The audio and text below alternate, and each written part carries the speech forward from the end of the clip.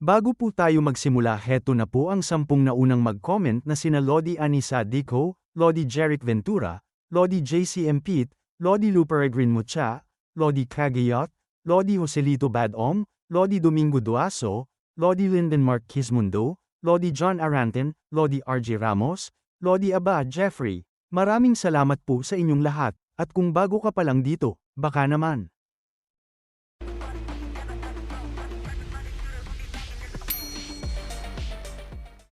Ika-127 kabanata sa pagpapatuloy.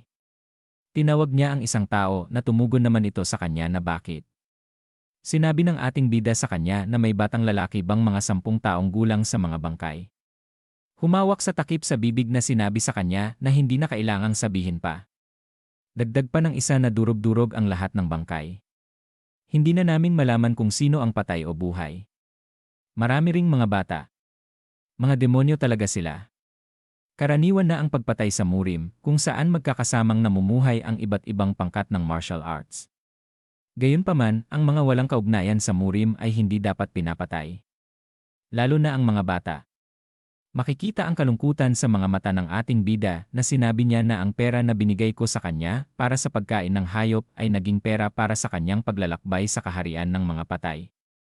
Biglang isang lalaki ang hangos na dumating na sinabi sa kanya na ikaw ba si Jinmu? Napalingon siya na napasabi sa isip na disipulo ba siya ng Heavenly Dragon Pavilion. Pagkalapit nito sa ating bida sinabi nito na bakit ka naririto. Tumugon ang ating bida na may isang bagay akong kailangang tingnan. Narinig ko na bumaba ka rito kasama si Won Ahm. Tumugon ito sa kanya na pumunta siya sa Hilagang Silangan pagkatapos ng demonic cult. At nagpapadala ako ng mensahe para humingi ng tulong mula sa Orthodox Murim Alliance. Sinabi ng ating bida sa kanya na ang Orthodox Murim Alliance. Tumugon ito na hindi tulad ng mga naunang pagsalakay ang pagsalakay na ito. Nagulat ang ating bida nang sabihin pa nito na ayon sa balita. Si Igang Baek ng 7th Heaven ay hinahabol si Ouyezi Fang Yuchiok. Magiging talagang masama ang kalalabasan kapag nahuli ng demonic cult si Ouyezi, kaya nauna nang umalis si Won Ahm. Napasabi naman ang ating bida sa kanyang isip na Ouyezi. Sinabi pa sa kanya ng disipulo ng Kunlun na baka umatake na naman ang natitirang mga kasapi ng demonic cult, kaya kailangan natin ang tulong ng Orthodox Murim Alliance. Sinabi ng ating bida sa kanya habang naglalakad na sinabi mo bang sa Hilagang Silangan pumunta si Won Ahm? Lumingon ito sa kanya at sinabi na ha. Oo. At tinawag siya nito sa kanyang pangalan. Na sinabi ng ating bida na kilalang kilala ko si Ouyezi Fang Yuchiok. Siya ang gumawa ng lihim na imbakan para sa unorthodox sect Heaven. Seryosong sinabi pa niya na hinahabol siya ng mga tao mula sa demonic cult. Dagdag pa niya na kalokohan. Imposible yan. Matagal nang patay si Fang Yuchiok. 20 taon na ang nakalipas. Siyempre, ilan lang sa amin ang nakakaalam niyan, kaya hindi naman imposible na may iba pa ring naniniwala. Kilalang kilala kasi si Fang Yuchiok noon. Ngunit ito ang demonic cult na si Bukli Dochyon. Matagal ko na siyang kaaway, isang mayabang na palaging iniisip na siya ang pinakamahusay. At habang naglalakad siya sinasabi niya sa kanyang isip na hindi siya yung tipo ng tao na basta na lang aatake sa Kunlun nang hindi muna sinisigurado ang impormasyon. Tumingin siya sa gilid na napangiti, sinasabi na ibig sabihin may siraulong gago na nagpapanggap bilang si Fang Yuchiok. Nagpalabas siya ng enerhiya sa kanyang kamay sinasabi niya na hindi ko alam kung sino siya. Pero kailangan niyang pagbayaran ang pagpatay niya sa aking kabayo. Na ang pinalabas niyang enerhiya sa kanyang kamay ay pinaghugis niyang espada. Malapit nang lumubog ang araw. Na makikita ang kakahuyang ito. 3 araw na ang lumipas nang mahabol nila ang nagpapanggap na tao. Sinabi kay Won Ahm ng kasama niya na nagawa na natin. Bago tayo maunahan ng mga lintik na mga demonic cult. Na tinanong pa nito ang matandang nagpapanggap na sir, ayos ka lang po ba? At pagtapos hingal na sinabi kay Won Ahm nito na ano na ang gagawin natin ngayon. Tumugon siya na sigurado akong si Igang Baek ay hinahanap din siya. At naandito din siya sa lugar na ito kung saan. Napasimangot ito na pinagpapawisan ang muka sinasabi sa isip na. Nilipol nila ang lahat ng mga nayon sa paligid. Kaya kailangan nating gumawa ng paraan laban sa kanya. Pero sobrang pagod na ang lahat dahil hindi pa talaga nakakapagpahinga sa nakaraang 3 araw. Hindi rin sila nakakain ng maayos. Dagdag pa rito, sa kakaunting bilang ng mga mandirigmang mayroon kami laban kay Igang Baek, imposible talaga manalo. Napatikom na lang siya ng kamao ng mahigpit habang sinabi sa kanya ng isang disipulo na Wum-ah. Tumingin ito dito, sinasabi na paparating na dapat ang mga karagdagang puwersa. Ilipat muna natin siya sa isang ligtas na lugar. Dagdag pa niya na ang pagpigil kay Igang Baek ay pangalawang prioridad muna sa ngayon. At sinabi pa niya sa kanyang isip na makikita ang taong nagpapanggap na kapag nakuha ng demonic cult ang taong ito, sila na ang magkakaroon ng kalamangan laban sa lahat. Makukuha nila ang lahat ng magagandang artifact. Mahalagang hindi nila siya makuha upang mapanatili ang kapayapaan sa Zongyuan. At sinabi ni Wum-am na bumalik na tayo sa timog. Tumugon ito na okay. Napasimangot si Wum-am, sinasabi niya sa kanyang isip na malinaw na mamamatay ang mga sibilyan sa panahong iyon, ngunit hindi namin kaya itong pigilan ng mag-isa. Dagdag pa niya sa isip na mabilis silang tumatakbo na masakit man, pero panahon na para umatras muna. Napalingon si Won-am sa likuran na makikita ang pagkabahala sa kanyang muka. At pagkatapos sinabi niya sa isip na kailangan kong magmabilis. Mas mabilis pa. At sa bandang unahan makikita ang isang liwanag. At biglang dumating sa kanilang harapan ang taga-demonic cult na humarang sa kanila. Na napasigaw si Won-am na may kalaban. Lumapit sa mga bato. Pumosisyon sa dobleng depensa. Na mabilis na gumalaw ang mga ito na tumugon na okay, naiintindihan namin. Na makikita sila sa harapan ng napakalaking bato na pasugod sa kanila ang mga demonic cult. Na sinabi ng isang ito na nakarating kayo dito pagkatapos tumakbo. Hindi masama para sa mga kabataan ng Kunlun. Habang napangiwi ng muka si Won-am, sinabi niya sa isip na nalintikan na, napalibutan na kami. Hindi ko makita si Igang Baek, kaya okay pa yon, pero sobra naman ang bilang nila kaysa sa amin. Dagdag pa niya sa isip na kailangan naming tumagal sa ganitong forma at unti-unting pahinain sila. Pwede kaming tumakas ulit kung makagawa lang ako ng daan para sa amin. Nagpalabas ng enerhiya si Won-am na sinigaw na lahat, manatili sa posisyon nyo. At pagkatapos mabilis siyang sumugod sa kanyang unahan. Na makikita siya sa ere na napatingala ang mga kalaban sa kanya. At ilang saglit pa isa-isa niya itong mga inatake at pinabagsak. Habang inaatake naman ang mga kasamahan niya, isang disipulo ang sumisigaw na sinasabi sa kanya na Won-ah. Sobra na ang ginagawa mo iyan. Tipirin mo ang iyong panloob na enerhiya. Mabilis na sumusugod ito habang sinasabi na ikaw nalintik ka. Isa ka lang tae para sa amin. Ngunit pinunit lang ni Won-ah ang katawan nito na may kakaibang tingin. Na napasabi pa siya sa kanyang isip na hindi ito ang oras para magtipid ng lakas. Kailangan kong protektahan si Fang Yuchiok mula sa demonic cult. Pagkatapos muli na naman siyang sumugod, sinisigaw niya na patayin ang mga lintik na mga demonic cult na yan. Dagdag pa niya sa isip na kahit na ialay ko pa ang aking buhay dito. Napatingin ang mga ito sa kanya na may pagkabahala na sandaling tumigil. Na ang mga kasamahan ni Won-ah ay patuloy sa pagprotekta sa lalaking nagpapanggap. At pagkatapos makikita ang mga bangkay sa pagitan ng dalawang grupo na sandaling napatigil sa paglalaban. Na napasabi pa si Won-ah sa kanyang isip na kokonti na lang ang nakapaligid sa atin. At dito na po nagtatapos ang ika-127 kabanata.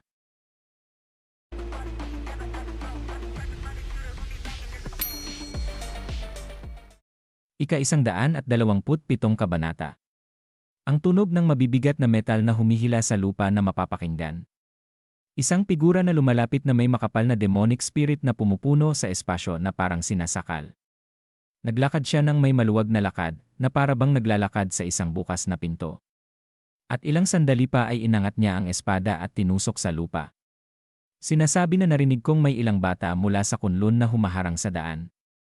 Umisi ito at sinabi na kaya ikaw pala yon. Dagdag pa nito na ibigay niyo si Oyuyezi kung gusto niyong mabuhay. Sumigaw si Won-am sa kanya na kalokohan yan. Igang Baek.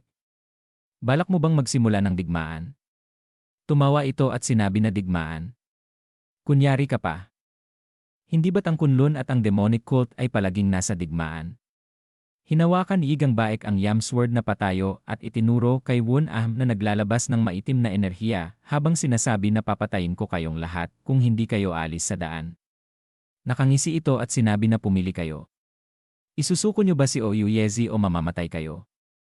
Ang mga disipulo ng Kunlun na bumuo ng pormasyon ay umungol na pinigilan ng itim na enerhiya na bumalot sa kanilang katawan. Ito ay sapat na malakas upang magdulot ng internal na pinsala sa mga disipulo ng Kunlun na mahusay upang malampasan ang napakaraming krisis.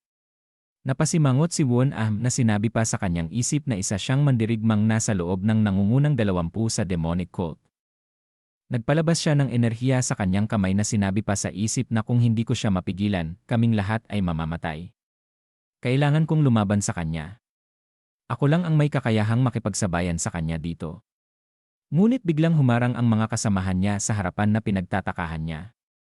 At sinabi sa kanya na ipaubaya mo na siya sa amin. Dagdag pa nila na lumayo kayo rito habang kami ang lumalaban. Tumawa ang isang ito habang sinasabi na ikaw ang kinabukasan ng Kunlun. Kailangang ipamana sa iyo ang pangalan ng True Dragon. Dagdag pa ng isa na hindi ka pwedeng mamatay sa lugar na ito. Mas mahalaga para sa amin na protektahan ka kaysa protektahan ang Oyuyezi. Napatikom ng kamao si Won Ahm na kayong lahat. At lumingon sa kanya ito sinasabi na may kasabihan na kahit lumipas ang 10 taon, hindi pa rin huli ang paghihiganti. Mamamatay tayo dito, kaya tiyaking patayin mo siya balang araw. Nagulat siya sa narinig habang sinasabi pa nito na huwag kayong mag-alala para sa amin. Ang pinakamarangal na kamatayan para sa isang mandirigmang mula sa Kunlun ay sa larangan ng digmaan laban sa demonic cult. Makikita ang mga mata niya na sinasabi sa kanyang isip na tama. Ano pa ba ang pinagdadalawang isip ko? Tama sila. Paano kung hindi kami manalo? Dagdag pa niya sa kanyang isip na ang mga martial artist ng Kunlun ay mga tagapangalaga ng gitnang kapatagan na lumalaban sa demonic cult. Iyon ang matagal nang ipinagpapatuloy na layunin ng Kunlun. Huminga si Won Ahm hanggang sa lumaki ang kanyang dibdib, pagkatapos ay bumuga ng hangin at humakbang pasulong. Na nagtatakang napasabi ang kanyang kasama na leader. Nagpalabas ng enerhiya sa kamay habang sinasabi na mula ngayon, lalaban ang mga disipulo ng Heavenly Dragon Pavilion laban sa masasamang kaaway ng demonic cult. Kailangan protektahan ng iba pang disipulo at si Oyuyezi hanggang sa dumating ang reinforcements. Sinabi pa niya na makikita ang kanyang kamao na naglalabas ng enerhiya na hindi mahalaga kung tayo ay mananalo o matatalo. Dagdag pa niya na paalagaan natin siya kahit pa ang buhay natin ang nakataya. Natuwa sila. Sa pagkakita kung paano sila sumasang-ayon, tila nakagawa na sila ng desisyon. Na sinasabi pa nito na oo, leader. Dagdag pa niya na susundin namin ang utos mo. Si Igang Baek, na hawak ang wild sword sa kanyang kamay ay ibinaba ang kanyang tindig, at kasabay nito, ang demonic energy na may halong pamamaslang ay umagos mula sa kanyang katawan. Na sinasabi pa nito na napakadamdamin. Tila nakagawa na kayo ng desisyon. Malakas pa nitong sinigaw sa kanila na puputulin ko kayong lahat kung yan ang hanap nyo. Isang labanan na isa laban sa 3. Ang puting enerhiya na pinagsama ng 3 kontra sa maitim na enerhiya ni Ligang Baek ay nagtama sa gitna. Makikita ang langit at ang mga puno. Napasukan ng dugo si Won Ahm. Hindi makatayo sina Jeon Haeon at Jeonyo kahit na suportado sila ng basag na espada, at malabo na ang paningin ni Won Ahm dahil sa matinding pinsala sa loob. Humahalakhak si Ligang Baek sinasabi na hindi na masama. Ang galing nyo na nakagawa kayo nito kahit hindi pa kayo nakaabot sa power key. Makikita ang walang buhay na mata ni Won Ahm na malalim na rin ang paghinga sinasabi niya sa kanyang isip na ito na ba ang hangganan ko. Talaga namang master siya ng 7th Heaven. Sobrang lakas niya. Tumingin sa kanyang kamay na unti-unti nang nawawala ang kanyang enerhiya na sinabi pa sa kanyang isip na pero nagawa naming tumagal ng medyo matagal. Kung hindi ako umunlad dahil sa mga laban kay Jinmu, sigurado akong hindi ito magiging posible. Dagdag pa niya sa isip habang naiisip ang pagsasanay nilang dalawa ni Jinmu. Na kung nandito siya, baka kaya naming mapigilan si Igang Baek ng madali. Napangiti na lang siya at sinabi habang nanginginig ang boses na bahagi ito ng Kunlun. Kung mag-iisip ako ng ganito, ang dami ko pang kailangang matutunan. Ang itim na demonic energy na kumalat sa hangin ay pumuno sa lahat ng direksyon. At sa lalong madaling panahon, ito ay nagtipon na parang isang kumpol sa isang espada.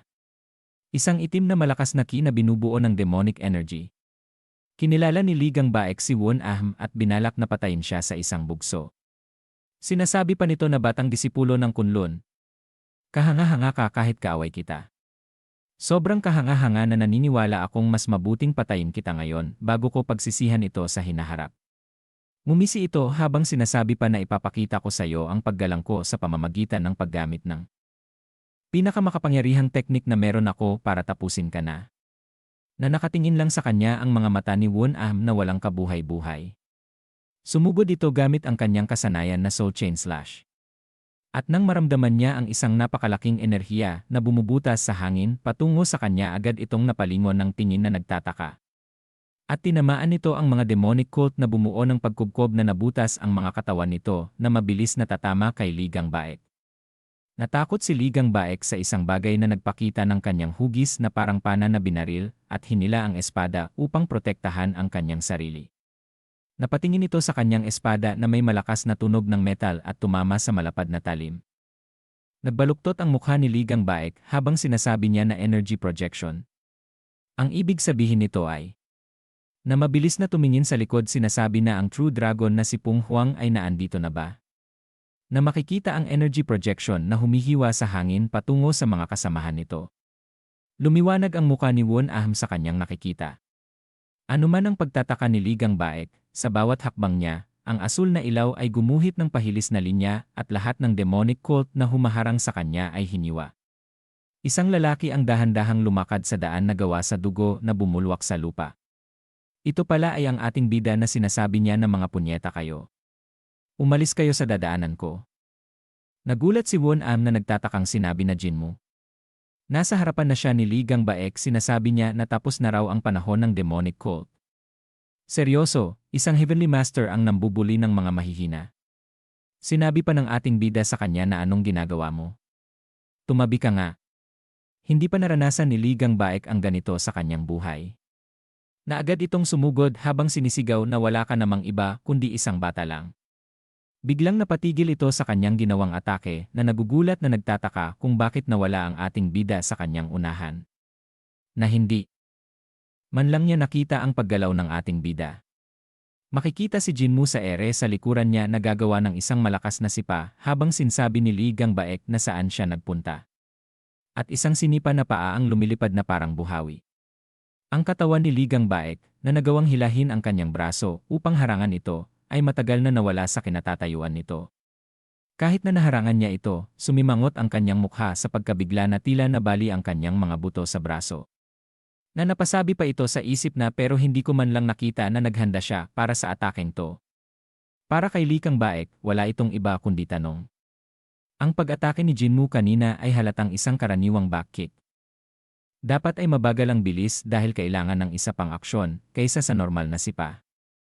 At dapat ay may paghahanda para sa pagtalon at dapat ay may precursor para sa pag-ikot ng katawan.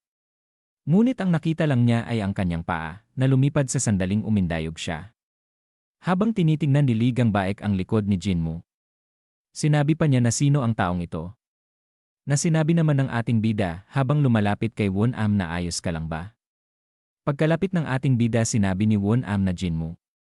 Sinabi naman ng ating bida sa kanya na ito na lang ba ang kaya mo? Na masayang sinabi pa ni Won-am na patawad. Hinarap ng ating bida ang kanyang muka kay Won-am, sinabi niya na isinugal mo ba ang buhay mo para lang protektahan ang hayop na si Fang Yuqiu. Makikita ang mga mata ng ating bida na nanlalaki, sinabi pa niya na napakalaking hangal mo talaga. At dito na po nagtatapos ang ika-128 kabanata.